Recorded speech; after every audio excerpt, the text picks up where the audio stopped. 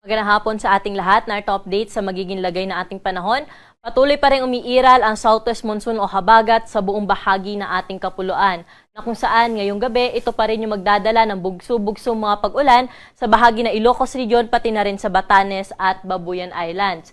Samantala, dahil nga rin sa habagat dito sa Metro Manila, sa Central Luzon, pati na rin sa Cavite, Batangas, Occidental Mindoro, Palawan, pati na rin po dito sa Negros Island Region, Aklan, Antique, sa may Zamboanga Peninsula, Bangsamoro at sa Sorsogon, inaasahan rin po natin ang maulap na kalangitan ngayong gabi na may kasamang mga kalat-kalat na pag-ulan, mga pagkidlat at pagkulog.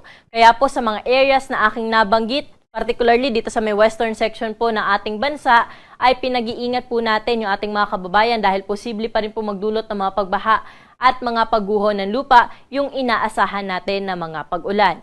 Samantala, dito naman po sa nalalabing bahagi ng ating kapuluan o yung nasa eastern section of our country, inaasahan naman po natin ang generally fair weather condition. Ngunit, posible pa rin po yung mga isolated rain showers, dala po rin po ito ng amihan.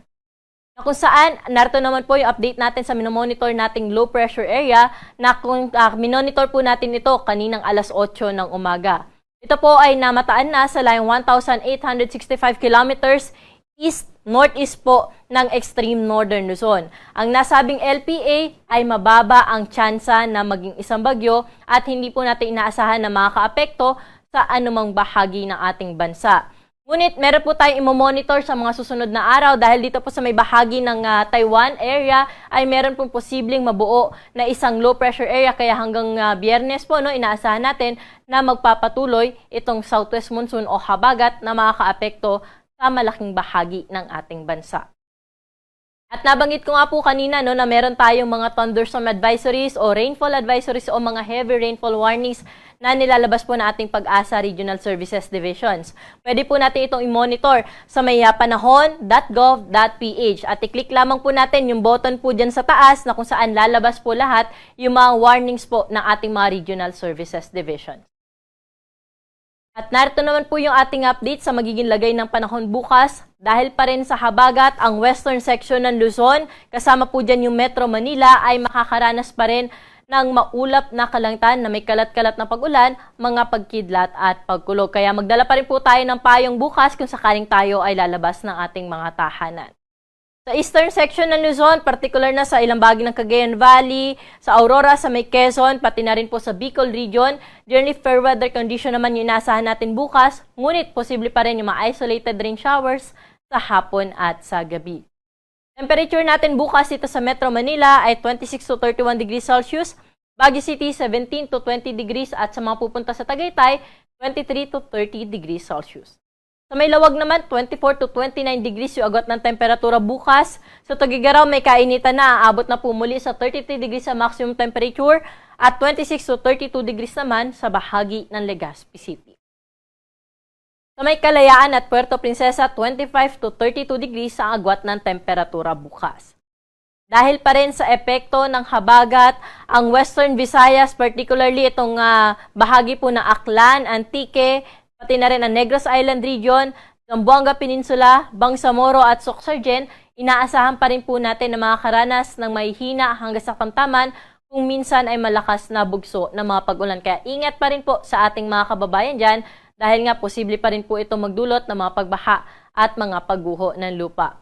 Sa lalabing bahagi ng Visayas at Mindanao, generally maaliwala sa panahon ng inaasahan, mga isolated rain showers o yung pulo-pulong mga pag-ulan, mga pagkidlat at pagkulog yung ating imomonitor, lalo na po sa hapon at sa gabi. Temperatura natin sa Metro Cebu at sa Tacloban ay mula 26 to 32 degrees Celsius, 25 to 32 degrees naman sa Iloilo City. Sa may Cagayan de Oro, 24 to 32 degrees agwat ng temperatura. Sa Metro Davao, may kainitan na sa aabot na sa 33 degrees sa maximum temperature at sa may Zamboanga, 24 to 33 degrees Celsius. Para naman po sa mga kababayan natin na maglalayag, wala tayong gale warning na nakataas sa anumang baybayin ng ating karagatan. Ngunit pinag-iingat natin yung ating mga kababayan na papalaot, lalo na po sa may northern at western seaboards ng northern Luzon dahil sa inaasahan nating moderate to strong o moderate to rough na sea condition. Para naman sa ating 3-day weather outlook sa mga pangunahing syudad, dito sa Luzon, particular na dito sa Metro Manila na kung saan hanggang Biyernes, inaasahan po natin na magiging makulimlim pa rin yung ating panahon na may tsansa na mga kalat-kalat na pag-ulan, mga pagkidlat at pagkulog. Pero pagdating ng Sabado, asahan na natin ang unti-unting pag-aliwalas ng panahon dito sa Metro Manila. Baguio City hanggang Huwebes, magiging makulimlim pa rin ang panahon na may mga pag-ulan. Pero pagdating ng Biyernes hanggang Sabado ay improving weather condition na rin yung inaasahan natin sa Baguio City. Sa Legazpi City naman, magpapatuloy yung maaliwalas na panahon na kanila naranasan hanggang Sabado at ang paghahandaan lang po natin ay yung mga isolated rain shower sa hapon at sa gabi. Sa bahagi naman po ng Metro Cebu, Iloilo at sa Tacloban, hanggang Sabado, wala tayong inaasahan na malawakang mga pag-ulan dyan. Kaya maaliwalas sa panahon ay inaasahan natin, lalo na sa umaga hanggang tanghali. Pero sa hapon at gabi, asahan na po natin yung mga dagliang pag-ulan.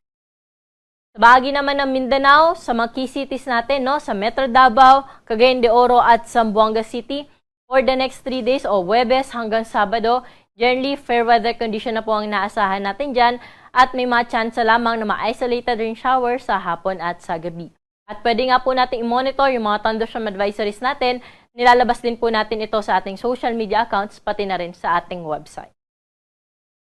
Ang araw po natin dito sa Kamaynilaan ay lulubog sa 6:30 ng gabi at muli itong sisikat bukas ng 5:33 ng umaga. Para sa karagdagang impormasyon ukol sa lagay ng ating panahon, mangyaring bisitahin ang ating social media account sa DOST_Pag-asa at puntahan din po yung ating website sa pag-asa.dost.gov.ph. At yan lamang po yung latest dito sa Weather Forecasting Center. Ako po si Ana Cloren Horda. Magandang hapon po.